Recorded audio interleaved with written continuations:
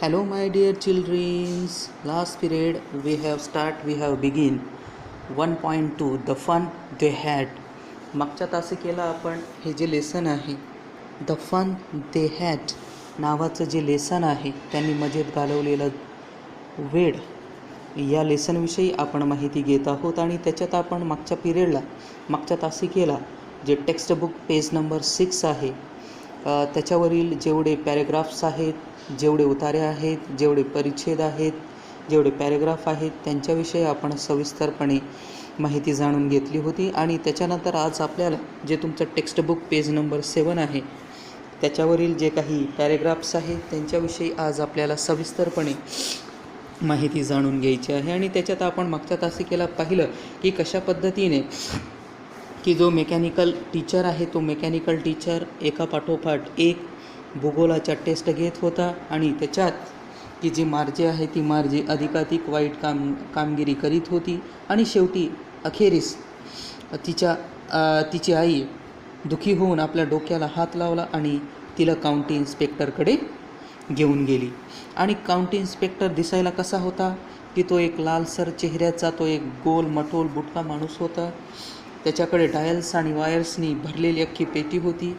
मार्जीकडे पाहून तो हसला आणि त्यानंतर त्याने तिला एक सफरचंद दिले. मग टीचरचे तुकडे वेगवेगळे केले. मार्जीला वाटत होते की आता पुन्हा कसे जोडायचे हे त्याला माहीत नसेल तर बरं होईल असं तिला वाटले. पण त्याला मात्र ते बरोबर माहीत होते आणि सुमारे तासभरात तो तयारही झाला. आणि तो दिसायला कसा होता, मोठा, काळा आणि कुरूप असा, ज्याच्या मोठ्या पडद्यावर सर्व धडे दाखवले जात, प्रश्न विचारले जात तेवढे अवघड नव्हते. पण मार्जीला सर्वाधिक आवड होती. कशाची आवड नव्हती मार्जीला?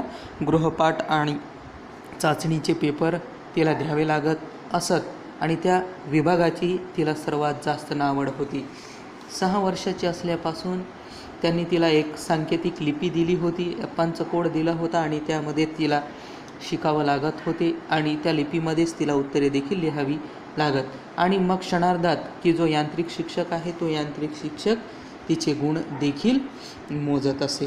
म्हणजे इथपर्यंत आपण कालच्या तासिकेला हे जे लेसन आहे या लेसनविषयी आपण माहिती घेतली. चला तर आता आपण नेक्स्ट जे पॅरेग्राफ आहे त्यांच्याविषयी आज आपण माहिती जाणून घेऊया. पेज नंबर 7 आणि त्याच्यावरील फर्स्ट पॅरेग्राफ पेज नंबर 7वरील पहिलाच उतारा त्या ठिकाणी दिलेला आहे, तो आपल्याला या ठिकाणी बघायचा आहे.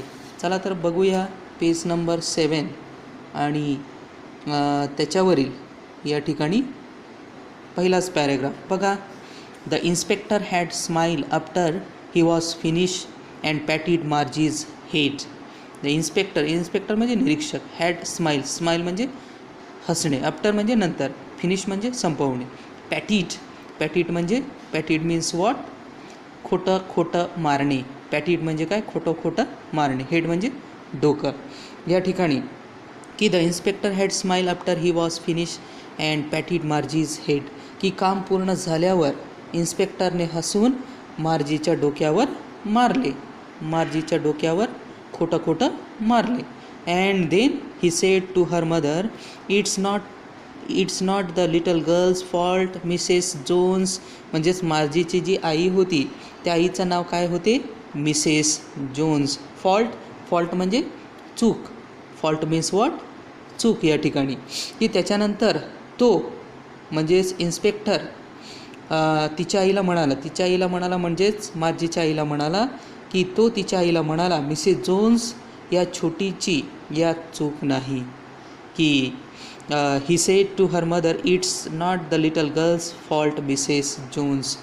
की तो तिच्या आईला म्हणाला म्हणजेच इन्स्पेक्टर मार्जीच्या आईला म्हणाला की मिसेस जोन्स या छोटीची यात काही चूक नाही. I think the geography sector was geared a little too quick. Think म्हणजे विचार करणे. जिओग्राफी मीन्स वॉट, भूगोल. अँड सेक्टर म्हणजे काय? विभाग किंवा क्षेत्र असे आपण म्हणतो. अँड गिअर्ड मीन्स सज्ज होणे. अँड क्विक म्हणजे वेगाने. क्विक मीन्स वॉज वेगाने, अँड लिटल म्हणजे थोडंसं. I think the geography sector was geared a little too quick. मला वाटतं भूगोलाचा विभाग खूप जलदपणे पुढे जात होता. मला वाटतं की भूगोलाचा जो विभाग आहे तो विभाग खूप जलदपणे पुढे जात होता, असं तो काउंटी इन्स्पेक्टर मार्जीच्या आईला म्हणतोय. Those things happens sometimes. Those things म्हणजे या ठिकाणी गोष्टी किंवा भाग असा आपण अर्थ घेतो त्याचा. समटाईम्स काही वेळेस, की those things have happen sometimes, की कधीकधी अशा गोष्टी होतात, की कधीकधी अशा ज्या काही गोष्टी आहेत त्या गोष्टी होतात. I have slow it up to an average 10 years level. Average म्हणजे सरासरी. Average means what? सरासरी असा त्याचा अर्थ होतो. स्लो म्हणजे हळू किंवा सावकाश. लेवल म्हणजे पातळी. I have slow it up to an average 10 years level. मी आता त्याचा वेग मंदावून सरासरी 10 वर्षांच्या पातळीवर आणला आहे. म्हणजे त्याचा जो वेग आहे, भूगोल विभागाचा जो वेग आहे तो वेग थोडा जास्त आहे आणि कधीकधी अशा गोष्टी होतात. म्हणून आता त्याचा वेग मंदावून मी सरासरी 10 वर्षांच्या पातळीवर आणला आहे. Actually the overall pattern of her progress is quite satisfactory. Satisfactory म्हणजे काय? काय सांगता येईल तुम्हाला? Satisfactory means what? समाधानकारक. ॲक्च्युअली खरे पाहता. ओव्हरऑल संपूर्ण. प्रोग्रेस प्रगती. ॲक्च्युअली खरे पाहता. ओव्हरऑल संपूर्ण. सॅटिस्फॅक्टरी समाधान. प्रोग्रेस प्रगती. खरे पाहता तिच्या प्रगतीचा सर्वंकष आलेख अगदी काय आहे? सॅटिस्फॅक्टरी आहे, समाधानकारक आहे.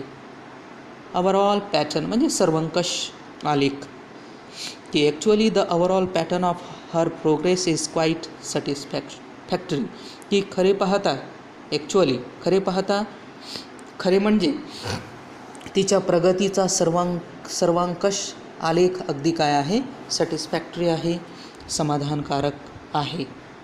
And he patted Margie's head again. Patted म्हणजे खोटं मारणे, आणि त्याने पुन्हा एकदा मार्जीच्या डोक्यावर मारले, मार्जीच्या डोक्यावर थोपाटले. And he patted मार्जीज heads again, की पुन्हा त्याने ती मार्जीच्या डोक्यावर खोटं काय केले? मारले.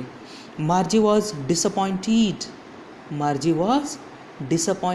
Disappointed means what? निराश होणे. निराश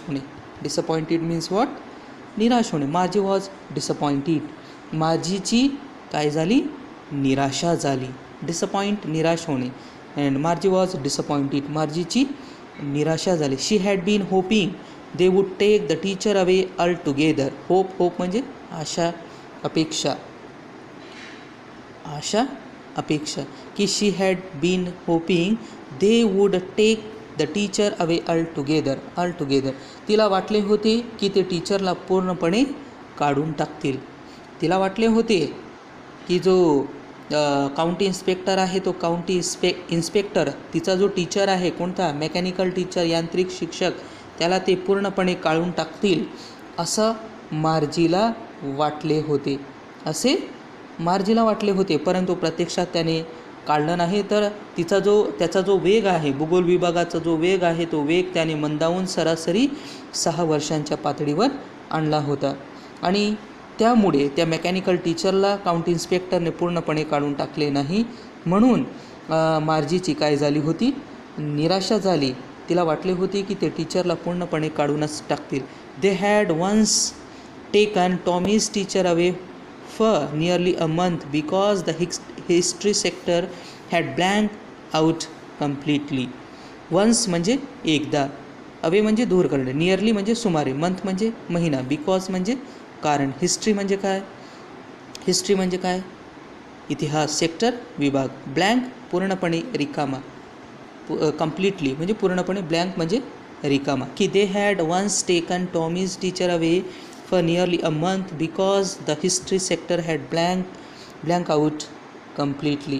एकदा त्यांनी जवळजवळ महिनाभर टॉमीच्या टीचरला काढून नेले होते, कारण त्याचा इतिहासाचा विभाग पूर्णपणे रिकामा झाला होता, पूर्णपणे पुसला गेला होता. म्हणून टॉमीचा जो शिक्षक आहे त्या शिक्षकाला सुमारे जवळजवळ 1 महिना काढून टाकले होते. परंतु मार्जीच्या बाबतीत तसे झाले नाही. उलट त्याचा जो वेग आहे तो वेग त्याने मंदावला, कमी केला आणि तो विभाग पूर्णपणे काढून दिला नाही. म्हणून मार्जीची काय झाली होती, त्या ठिकाणी निराशा झाली होती. परंतु एकदा तिला माहीत आहे की टॉमीचा जो शिक्षक होता त्या शिक्षकाला त्यांनी जवळजवळ 1 महिनाभर काढून टाकले होते. का काढून टाकले होते? बिकॉज रिझन, कारण त्याचा इतिहासाचा विभाग पूर्णपणे ब्लँक झाला होता, रिकामा झाला होता, पुसला गेला होता म्हणून.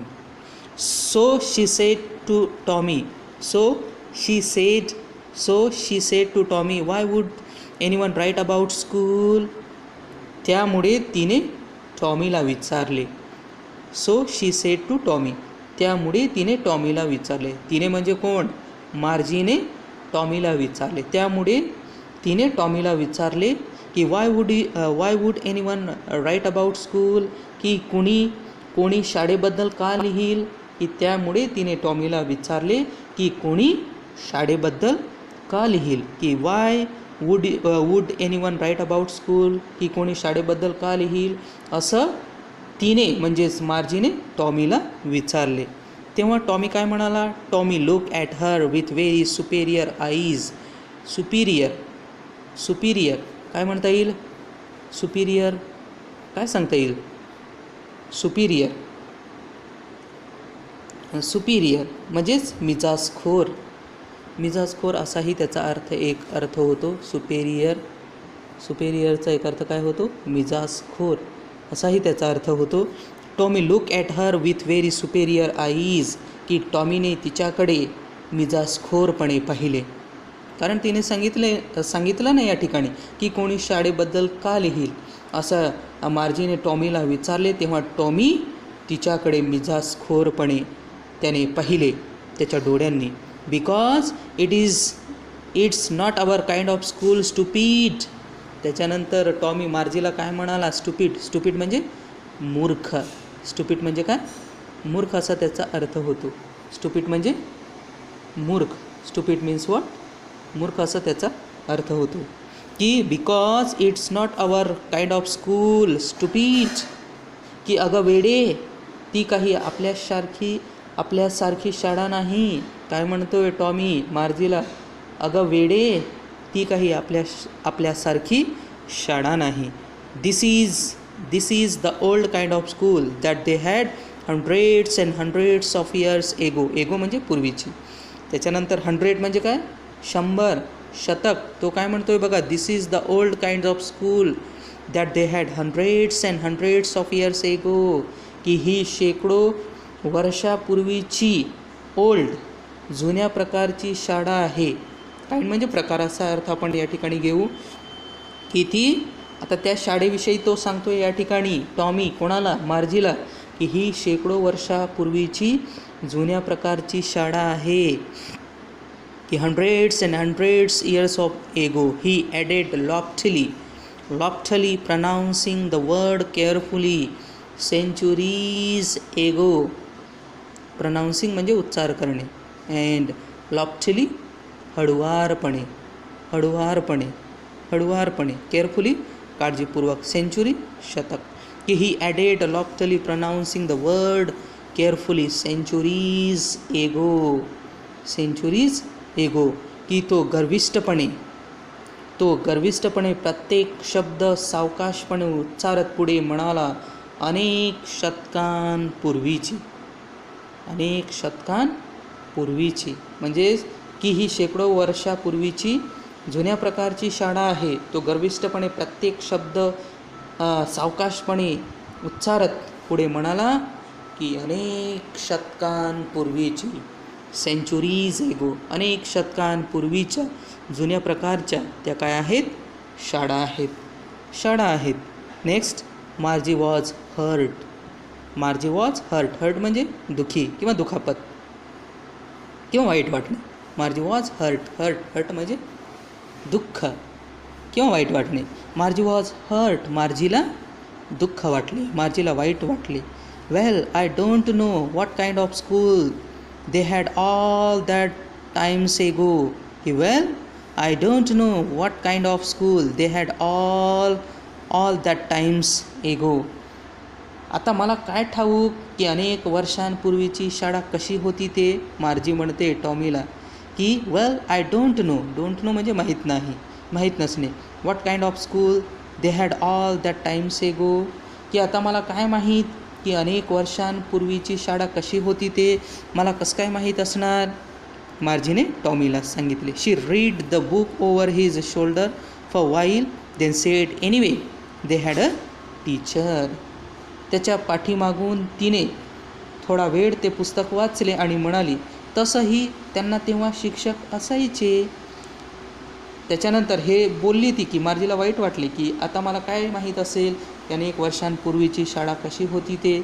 त्याच्यानंतर ती जो टॉमी आहे त्या टॉमीच्या पाठीमागे मार्जीने थोडा वेळ ते पुस्तक वाचले आणि त्याच्यानंतर म्हणाली then said anyway they had a teacher.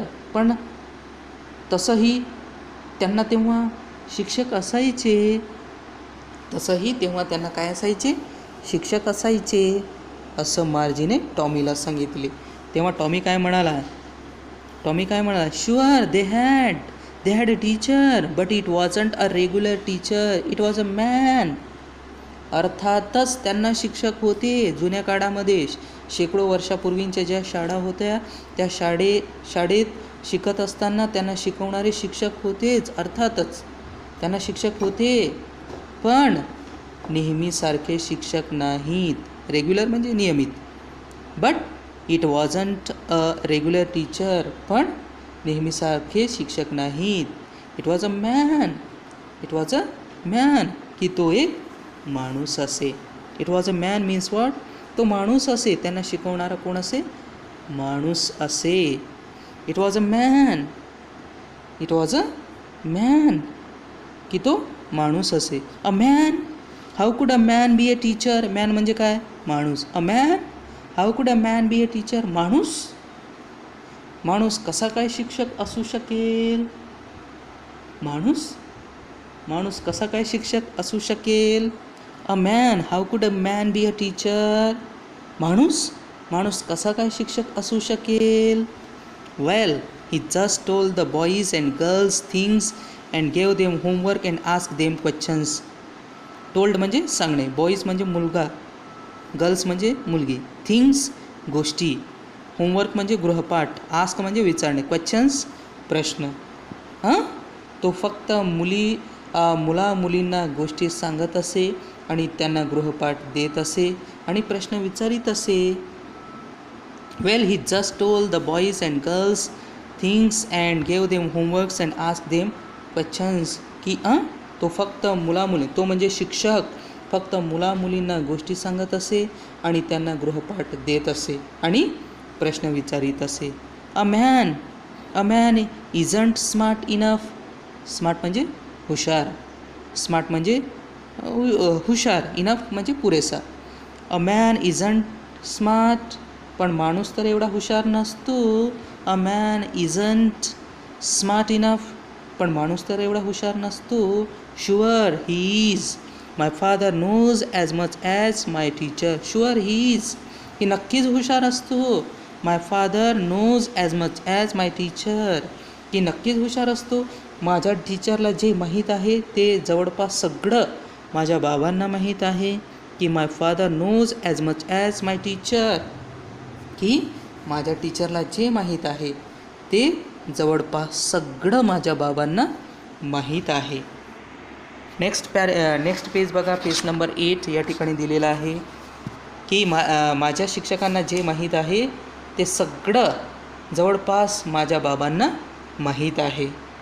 की he knows almost as much I betcha. त्यांना जवळजवळ तेवढंच ज्ञान आहे याची मला खात्री आहे. काय आहे, खात्री आहे. खात्री, इट इज अ खात्री. बेच्चा मीन्स वॉट, ऑलमोस्ट म्हणजे जवळजवळ, नोज म्हणजे माहीत असणे, नोज मीन्स वॉट, माहीत असणे. आणि betcha means it is a खात्री, खात्री असा त्याचा अर्थ होतो. He knows almost as much I betcha, म्हणजेच त्यांना जवळजवळ तेवढंच ज्ञान आहे याची मला खात्री आहे की जेवढं माझ्या टीचरला माहीत आहे तेवढं जवळजवळ सगळं माझे जे बाबा आहेत त्या बाबांना माहीत आहे याची मला काय आहे, खात्री आहे.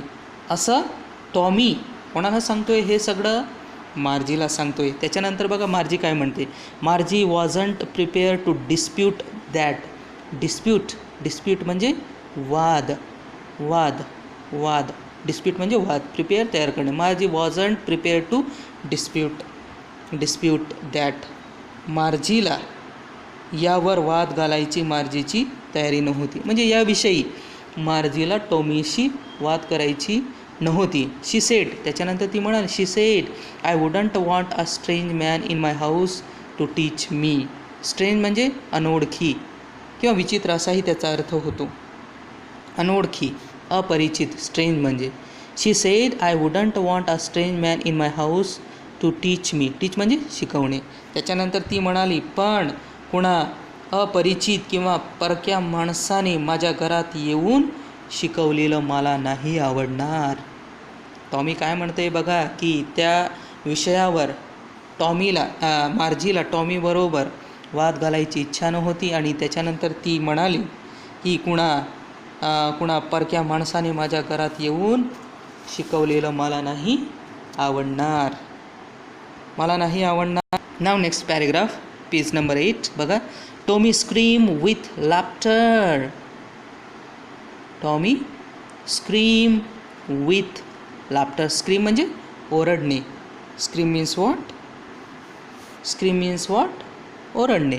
लाफ्टर म्हणजे हसणे. Tommy scream with laughter. Tommy जोरात हसून म्हणाला. You don't know much मार्जी. तुला काहीच माहीत नाही मार्जी. म्हणजेच टॉमी जोरात हसून म्हणाला. कोणाला? मार्जीला. कोण म्हणाला? टॉमी. की तुला काहीच माहीत नाही मार्जी. The teacher didn't live in the house. की ते शिक्षक काही घरात राहत नसत. की जे शिक्षक शिकवतात, जुन्या काळामध्ये जे शिक्षक शिकवत होते ते काही घरात राहत नसत. The teacher didn't live in the school. Live म्हणजे राहणे. लिव्ह मीन्स राहणे. की ते शिक्षक काही घरात राहत नसत. They had a special building and all the kids went there. की त्यांची एक खास इमारत असे आणि सगळी मुले तिथे जात. जशी आपल्या शाळा आहेत बघा, सर्व मुली एकत्रच येतात आणि एकत्रच वर्गात बसतात आणि एक शिक्षक येतो, शिकवतो, तो निघून गेल्यानंतर दुसरा शिक्षक येतो आणि सुट्टी झाल्यानंतर सर्व एकत्र मुली वर्गाच्या बाहेर जातात. तशी शाळा, त्याविषयी या ठिकाणी ते चर्चा करत आहे की त्यांची एक खास इमारत असे आणि सगळी मुले तिथे जात. And all the kids learn the same things. आणि सर्व मुलं एकसारख्याच गोष्टी शिकत. लर्न म्हणजे शिकणे. किड्स म्हणजे मुलं, लक्षात ठेवा. किड्स मीन्स मुलं, लर्न म्हणजे शिकणे, थिंग्स म्हणजे बाब. And all the kids learn the same things. आणि सर्व मुलं एकसारख्याच गोष्टी शिकत. Sure if they were the same age. Sure म्हणजे खात्री. शुअर मीन्स वॉट, खात्री. Sure if they were the same age. हो, एकाच वयाची मुलं असतील तर. हो, खरंच जर एकाच वयाच्या मुली असतील तर त्या सर्व मुलं एकत्र शिकत असतात. जसं आता 9वीच्या सगळ्या मुली असतील त्या काय आहेत, एकाच वयाच्या आहेत. त्यामुळे त्या सगळ्या एकच गोष्टी शिकतात, एकच बाब शिकतात, कारण त्या एकाच वयाच्या मुली आहेत, सारख्या वयाच्या मुली आहेत. इथपर्यंत आज आपण जे द फन दे हॅड, त्यांनी मजेत घालवलेला वेळ, हे जे लेसन आहे या लेसनविषयी आपण इथपर्यंत आता सविस्तरपणे माहिती जाणून घेतलेली आहे. आणि याच्याविषयी जर काही डाऊट्स, काही शंका असतील तर तुम्ही आपला जो ग्रुप आहे KGBV class 9th study group, त्याच्यावर देखील तुम्हाला ज्या काही शंका असतील, अडचणी असतील, डाऊट्स असतील तर त्या आपल्या ग्रुपवर तुम्ही चर्चा करू शकतात किंवा मला वैयक्तिक मोबाईल फोनने देखील संपर्क साधू शकतात. या ठिकाणी आपण थांबतोय. Have a nice day. Thank you.